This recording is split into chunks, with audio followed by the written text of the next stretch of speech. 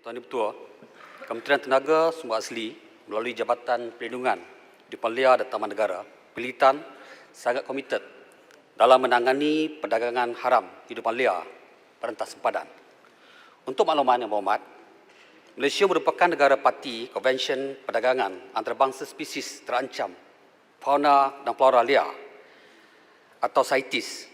CITES yang terdiri daripada 183 negara parti berperanan untuk memastikan perdagangan antarabangsa flora dan fauna tidak terancam kelangsungan hidup spesies-spesies tersebut.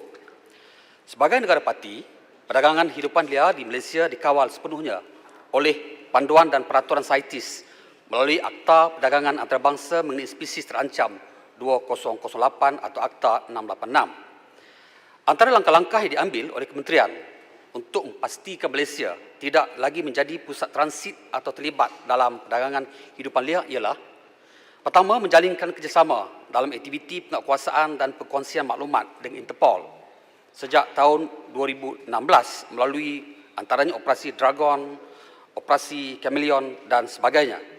Kedua, kita juga memperkukuhkan penguatkuasaan menerusi persikan Intelligent Lead Enforcement dengan kerjasama badan-badan antarabangsa, meningkatkan kerjasama serantau dalam aktiviti penguatkuasaan dan perkongsian maklumat di bawah ASEAN Working Group on CITES and Wildlife Enforcement.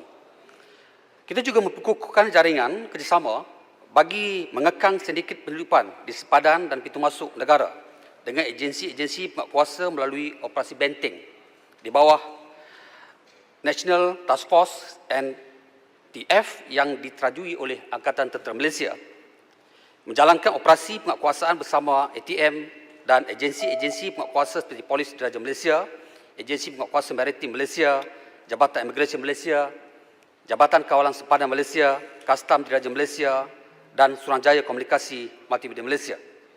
Kita juga menempatkan tak kurang daripada 30 pegawai penguatkuasa di Jabatan Pelitan di 14 pintu masuk negara di Semenanjung Malaysia bagi memantapkan penguatkuasaan.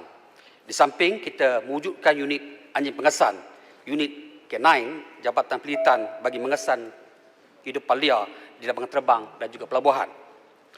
Untuk makluman, Jabatan Pelitan juga telah mengukuhkan penguatkuasaan bagi mementeras pencerobohan, pembalakan haram serta pemburuan hidupan liar di kawasan hotspot dengan melaksanakan program perlindungan dan rondaan biodiversity iaitu BP3.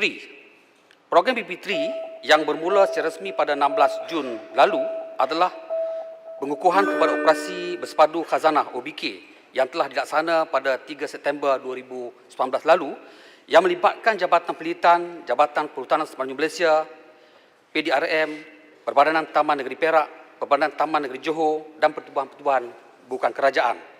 Program BP3 diperkukuhkan lagi dengan pelantikan 100 orang veteran Angkatan Tentera Malaysia dan 50 orang asli sebagai ranger hidupan liar secara kontrak for service.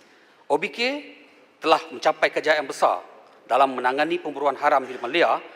Pada tahun ini saja, OBK telah berjaya menangkap sebanyak 32 kes yang melibatkan 64 pesalah dengan nilai rampasan sebanyak RM636,000 lebih kurang. Sebanyak 433 jerat telah dimusnahkan. Terima kasih. Terima kasih Yang Berhormat.